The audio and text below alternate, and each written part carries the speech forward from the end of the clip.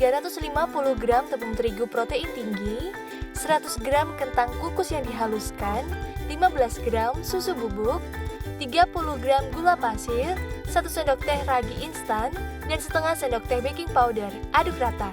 Masukkan 1 butir telur dan 1000 ml air es sedikit-sedikit sambil diuleni sampai kalis. Tambahkan 30 gram margarin dan 1 sendok teh garam. Uleni sampai elastis. Diamkan 30 menit.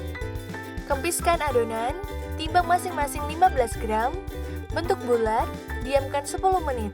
Pipihkan, sendokan isi berupa 150 gram tongkol suwir, 75 gram mayones, 50 gram saus sambal, 25 gram saus tomat, dan seperempat bawang bombay cincang.